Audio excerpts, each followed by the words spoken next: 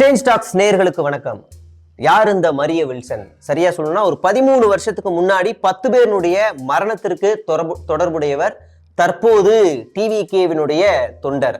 சரியா ஒரு 13 வருஷத்துக்கு முன்னாடி நம்பர் 1 கஞ்சர், தற்போது பாரி வள்ளல் பரம்பரை அப்படின்னு கூட சொல்லலாம். மரிய வில்சன் சமீபத்துல டிவிகேவில் இணைஞ்சாரு. அவரை பத்தி தெரியும்னா இப்ப ரீசெண்டா ஒரு லெட்டர் பேட்ல ஒரு அறிக்கை கூட வெளியாயிருந்துச்சு. அதாவது கட்சியினுடைய லெட்டர் பேட், அபிஷியல் லெட்டர் பேட்ல நான் வந்து பாதிக்கப்பட்ட, அதாவது கரூர் ஸ்டாம்பட்ல பாதிக்கப்பட்ட மக்களுக்கு நான் ஒரு 20 வருஷத்துக்கு கல்வி தொகையா ஒரு 5000 கொடுக்குறேன், கல்வி உதவிகள்லாம் செய்யறேன், மற்ற எல்லா உதவிகளும் செய்யறேன் அப்படின்ற மாதிரி சொல்லியிருந்தாரு. நம்மளும் அதை ஒரு நேர்காணல்ல கூட பாராட்டிருந்தோம். நல்லது யார் செஞ்சாலும் வரவேற்கலாம், நல்லது தானே அப்படின்னு சொல்லி.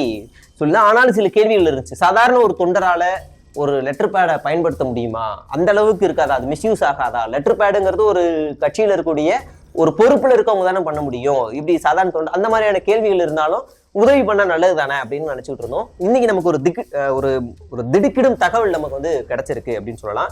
இந்த மரிய வில்சன் சரியா ஒரு 13 வருஷத்துக்கு முன்னாடி 2012/8/6 இந்த ஜேபிஆர் கல்வி வளாகத்துல பாஸ்கெட் பால் இண்டோர் ஆடிட்டோரியம் இருக்கு இல்லையா, அதுல ஒரு ஆர்ச் கட்டணும். அந்த ஆர்ச் கட்டுறதுல ஒரு ஆக்சிடென்ட் நடக்குது. அந்த ஆக்சிடென்ட்ல ஒரு 9 பேர் அப்பவே ஸ்பாட்ல இறந்து போயிடுறாங்க. மீதி ஒருவர் ஒரு 2 நாள் கழிச்சு சிகிச்சை பலனின்றி அவரும் உயிரிழக்கிறாரு. ஒரு 2-3 பேர் ஹாஸ்பிட்டல்ல ரொம்ப கிரிட்டிக்கல் சுச்சுவேஷன்ல அட்மிட் ஆயிருக்கிறாங்க.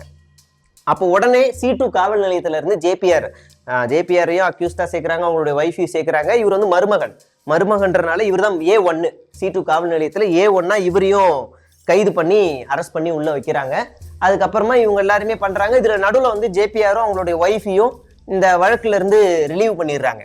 அப்ப இவர் என்ன செய்யறாருன்னா 2016/7/1 உயர்நீதிமன்றத்தை நாடுறாரு. இந்த வழக்கை குவாஷ் பண்ணுங்க, என்ன இதுல இருந்து விடுவிச்சிருங்க, இந்த கான்ட்ராக்டை நான் வந்து பண்ணல, இது வந்து ஒரு பிரைவேட் கிட்ட இந்த கான்ட்ராக்டை கொடுத்துட்டு அவங்க தான் முழு பொறுப்பு, இந்த 10 பேர் மரணத்துக்கு நான் இல்ல அப்படின்னு இவங்க சொல்றாங்க.